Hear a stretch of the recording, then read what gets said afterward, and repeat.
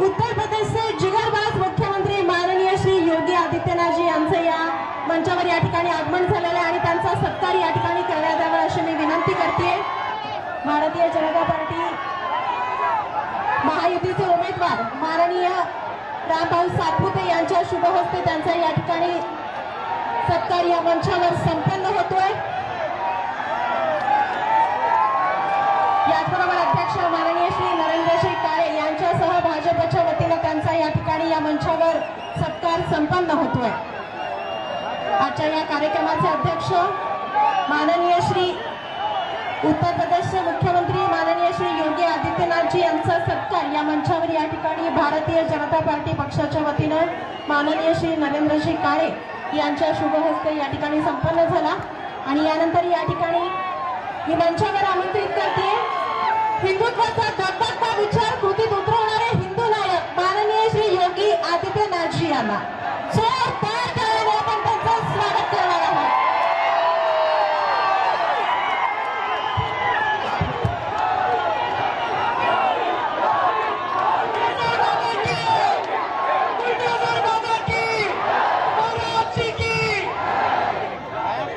भारत माता की, भारत माता की, भारत माता की, छत्रपति शिवाजी महाराज की, छत्रपति शिवाजी महाराज की, संत विश्वेश्वर महाराज की, संत विश्वेश्वर महाराज की।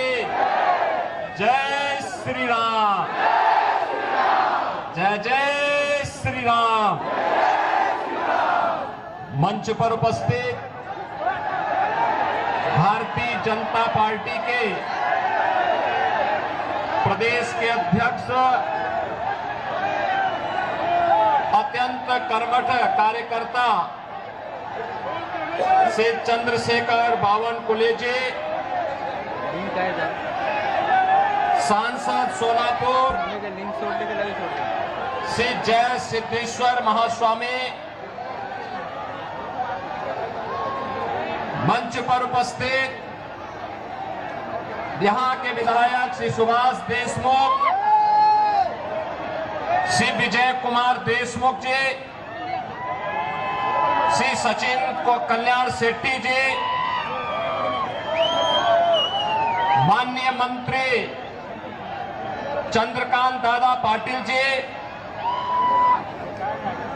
भारतीय जनता पार्टी के जिला के अध्यक्ष श्री नरेंद्र काले जी, लोकसभा के संयोजक विक्रम देशमुख जी, लोकसभा के भारतीय जनता पार्टी के प्रत्याशी श्री राम सतपुते जी, संतोष पवार जी, मनीष काले जी और अभी मेरे साथ ही आज के इस कार्यक्रम में यहां पर उपस्थित महाराष्ट्र सरकार के मंत्री, शिवसेना के उपनेता माननीय श्री गुलाबराव पाटिल जी, भारतीय जनता पार्टी, एनसीपी, शिवसेना और एनडीए गठबंधन से जुड़े हुए हमारे सभी पदाधिकारीगण भारी संख्या में सोलापुर की इस प्रतिष्ठित लोकसभा सीट पर उपस्थित मेरे सभी उपस्थित बहनों और भाइयों, एक ऐसी पावन भूमि जिसके मध्य में रेवण सिद्ध, पश्चिम में भागवत का पंढरपुर, पूरब में स्वामी समर्थ जी का अक्कलकोट, उत्तर में आई भवानी का तुलजापुर और दक्षिण में गुरुदेव दत्त जी का काननापुर स्थित है, ऐसी पावन धरा को कोटि कोटि नमन करते हुए मैं आप सभी का हृदय से अभिनंदन करता हूं, सादर अभिवादन करता हूं। बहनों और भाइयों, मैं उत्तर प्रदेश मर्यादा पुरुषोत्तम प्रभु श्री राम की पावन धरा से आपके बीच में कुछ अनुरोध करने के लिए आया हूं। सबसे पहले तो मैं आपका अभिनंदन और आपका स्वागत करता हूं और आपका आभार भी व्यक्त करता हूं कि श्री राम जन्मभूमि आंदोलन के दौरान महाराष्ट्र के हमारे सभी भाजपा शिवसेना के कार्यकर्ताओं ने, महाराष्ट्र के हमारे वीर कार्यकर्ताओं ने जिस आंदोलन में बढ़ चढ़ करके भाग लिया और उस दौरान राम जन्मभूमि मुक्ति के उस आंदोलन के साथ जुड़ करके सफलता अर्जित की, आज प्रधानमंत्री मोदी जी के प्रयास से और आप सबके सहयोग से अयोध्या में भगवान राम का भव्य मंदिर बन गया है। अयोध्या में प्रभु राम का यह भव्य मंदिर हम सब भारतवासियों के लिए भव्य भारत के राष्ट्र मंदिर का एक चित्रण प्रस्तुत करता है। बहनों और भाइयों, अयोध्या का राम मंदिर इस बात का संकेत है कि अगर हम एकजुट होकर के कार्य करेंगे तो सिद्धि हमें अवश्य प्राप्त होगी, कोई ताकत हमें रोक नहीं सकती है। मोदी जी ने, प्रधानमंत्री मोदी जी ने 10 वर्षों तक इस देश के अंदर अथक प्रयास करके उनके प्रयासों में बाबा साहब भीमराव अंबेडकर का संविधान, महात्मा फूले,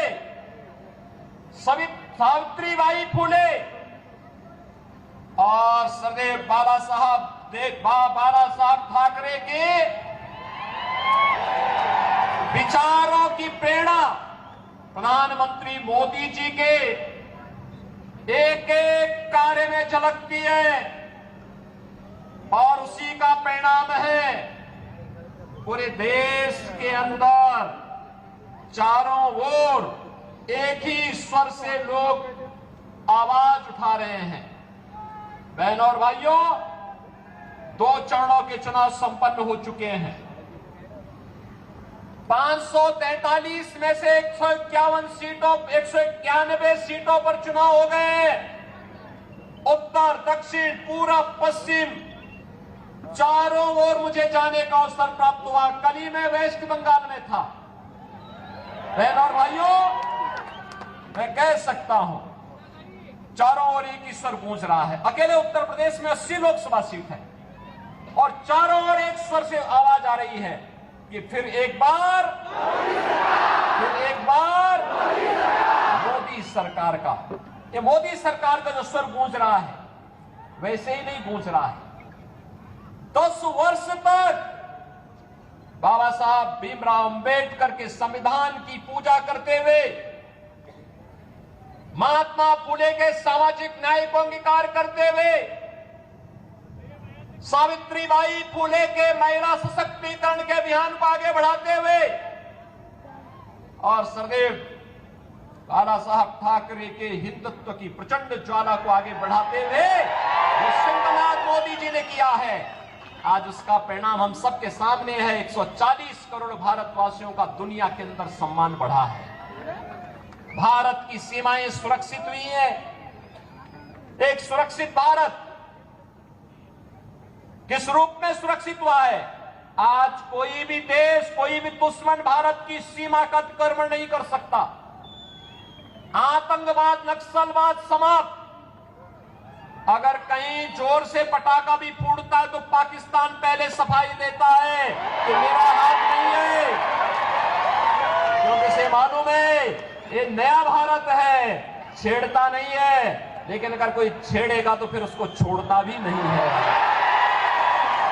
ये नया भारत है, ये कांग्रेस के समय का भारत नहीं है कि कोई एक थप्पड़ मारता था वो कहता था अरे रुक जाओ यार, देखो कहीं माहौल खराब ना हो जाए।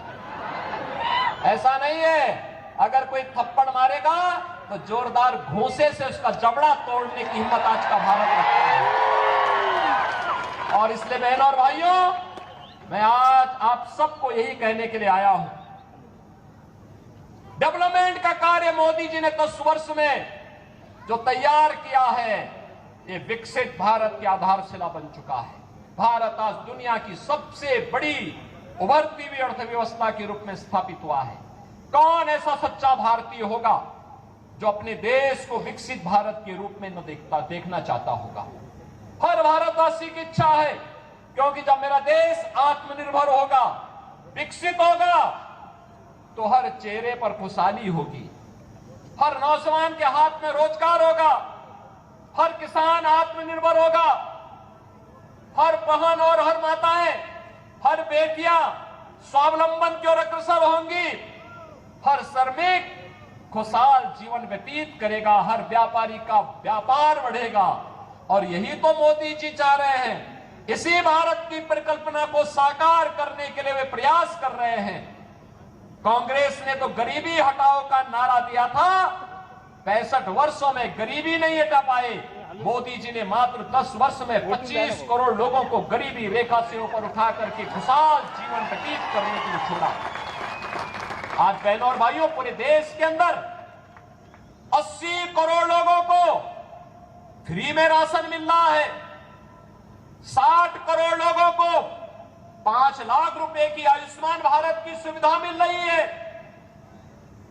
50 करोड़ लोगों को जनधन अकाउंट खुल गए हैं। जो कांग्रेस पहले दिल्ली से आने वाले पैसे को, मुंबई से आने वाले पैसे को बंदर बांट कर देती थी, खा जाती थी, हड़प कर जाती थी, सेंधमारी करती थी, आज मोदी जी ने आपके लिए जनधन अकाउंट खोल दिया, पैसा सीधे उस अकाउंट में आएगा।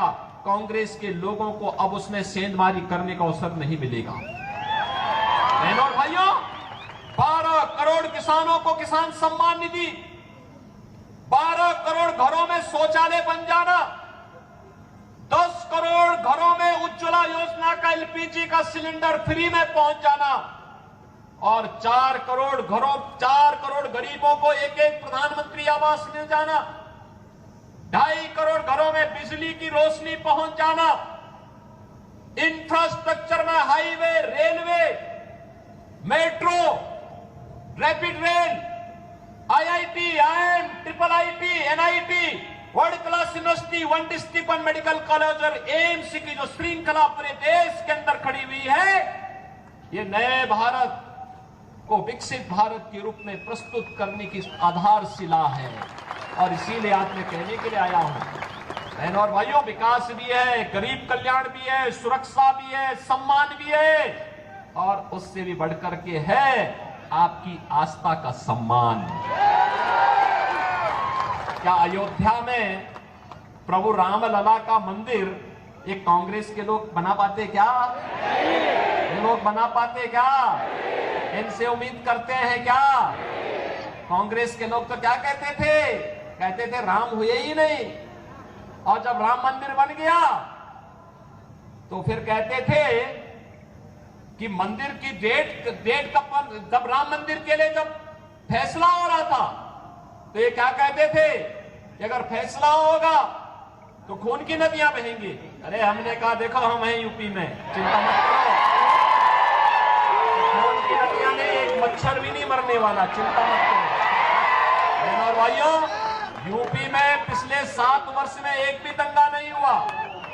25 करोड़ की आबादी है, एक दंगा नहीं, कोई कर्फ्यू नहीं, और बड़े बड़े माफिया, एक तरफ राम मंदिर बना है और दूसरी तरफ बड़े बड़े माफियाओं का राम नाम सत्य है कि ये है यूपी।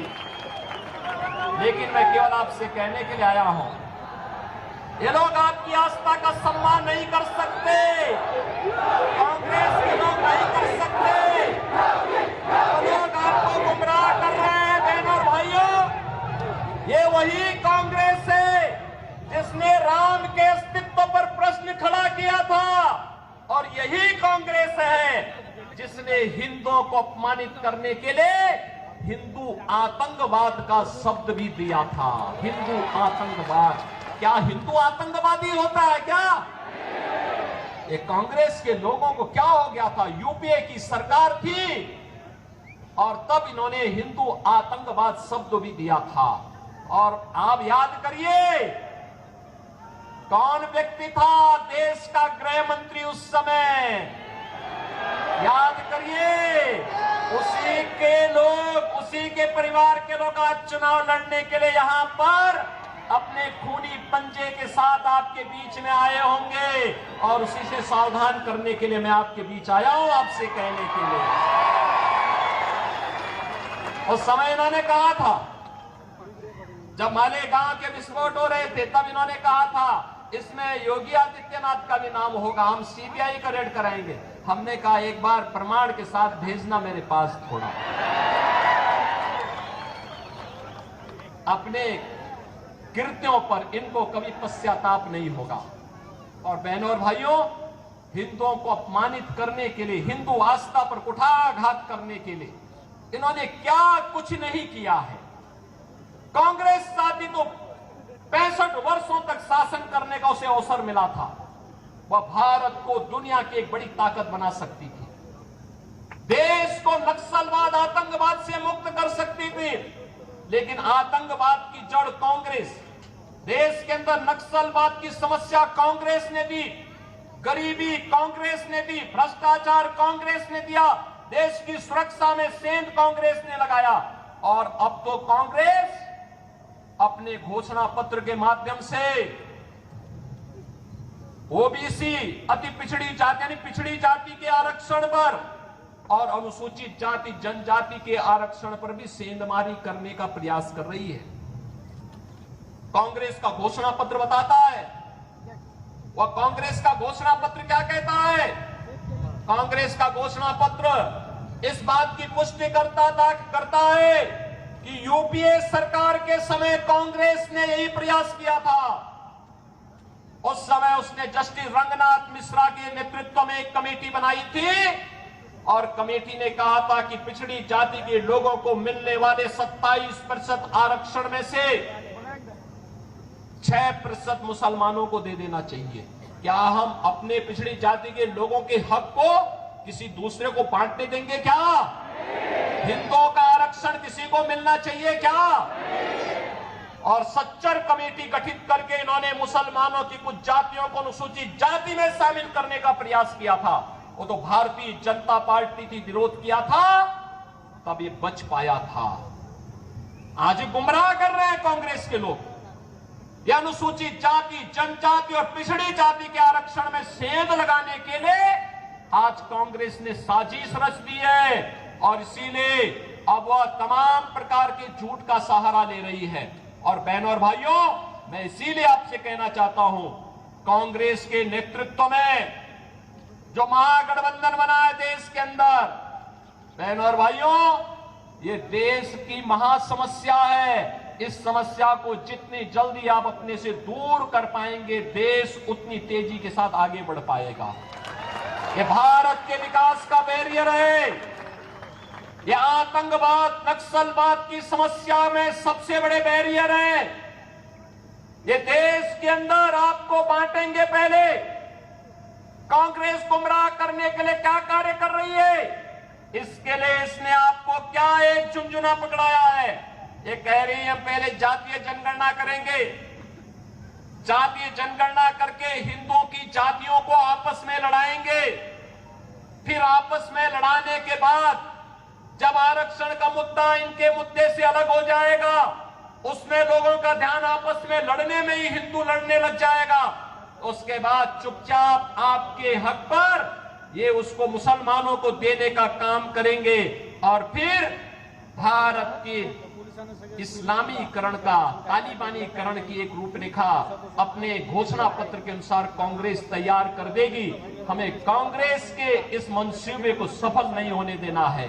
बहनों और भाइयों, इस देश का फिर से मजहब के आधार पर बंटवारा नहीं होने देना है और इसके लिए चाहे कोई भी कुर्बानी देनी पड़े, हमें इसके लिए अपने आप को तैयार करना है और इसीलिए हम आए हैं।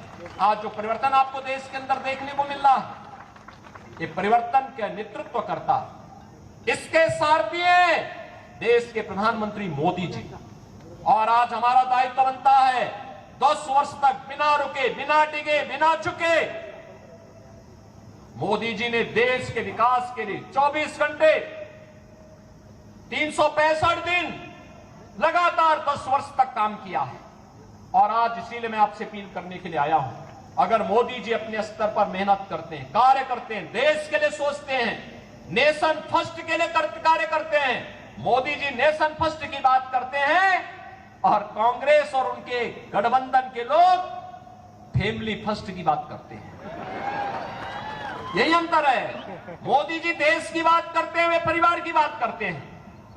मोदी जी कहते हैं भारत को विकसित बनाएंगे, वे कहते हैं नहीं, हम भारत को बंटाधार कर देंगे, बांटना चाहते हैं देश को। क्या भारत को बांटने वालों का साथ देंगे क्या? बहनों और भाइयों, देश के अंदर जो सुरक्षा का माहौल है, देश के अंदर विकास का जो माहौल है, भारत का जो दुनिया के अंदर सम्मान बढ़ा है, मोदी जी नेतृत्व करता है, मोदी जी को श्रेय जाता है, लेकिन उससे बढ़कर का श्रेय आपको है, क्योंकि आपने मोदी जी पे विश्वास किया है। और इसीलिए इसके लिए मैं आपका अभिनंदन करता हूं और इसीलिए आपसे अपील करता हूं, आपका एक वोट, आपका एक वोट अगर गलत दिशा में जाता है, आतंकवाद का पुराना दौर वापस आ जाता है। लेकिन अगर भारतीय जनता पार्टी के पक्ष में जाता है, आत्मनिर्भर और विकसित भारत की परिकल्पना को साकार करता है। जहां राम मंदिर भी है, जहां बाबा साहब भीमराव अंबेडकर के पंचतीर्थ भी हैं, जहां पर भारत की आस्था के प्रतीक पूज्य संतों का सम्मान भी है, और जहां पर गांव गरीब सबके विकास की, सबका साथ और सबके विकास की भावनाओं के अनुरूप कोई नहीं कह सकता कि मोदी जी ने 10 वर्ष में किसी का चेहरा देखकर के योजना का लाभ दिया हो। भारत का नागरिक हो, जरूरतमंद हो, उनको योजना का लाभ मिलना चाहिए। मोदी जी ने पहले दिन कहा सबका साथ, सबका विकास। तो सबका साथ और सबके विकास में कहां से बात आती है, कहां से संविधान बदलने की बात आती है?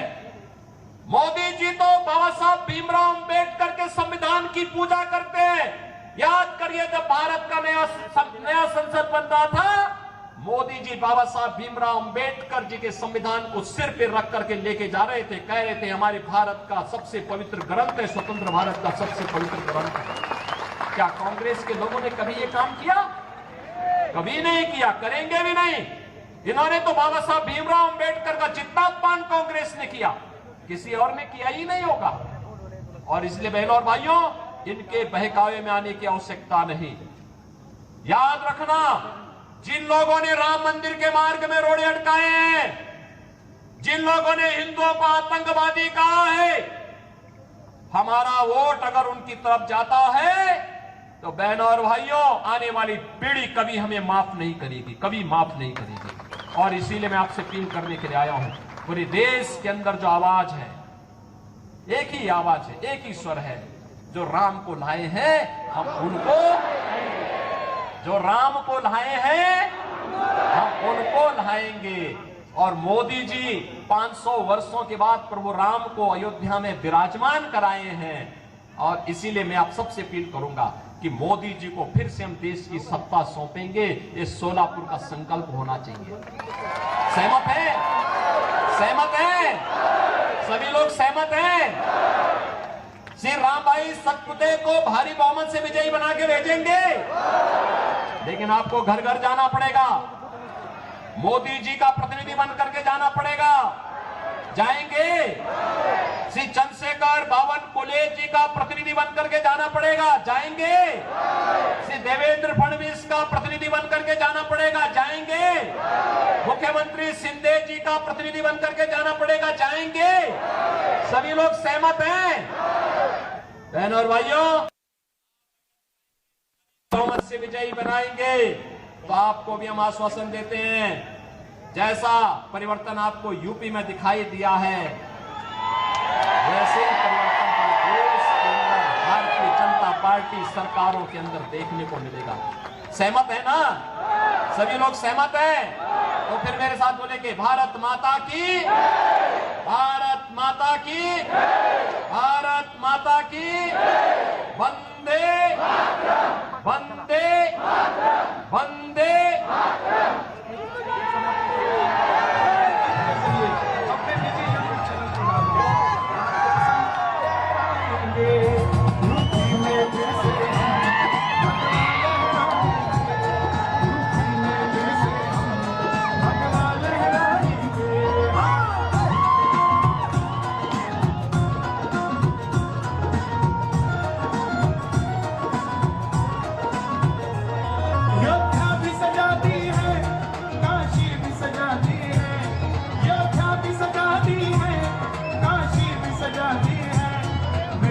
कृपा कर दो, घनश्याम कृपा कर दो, मथुरा भी सजाएंगे, घनश्याम कृपा कर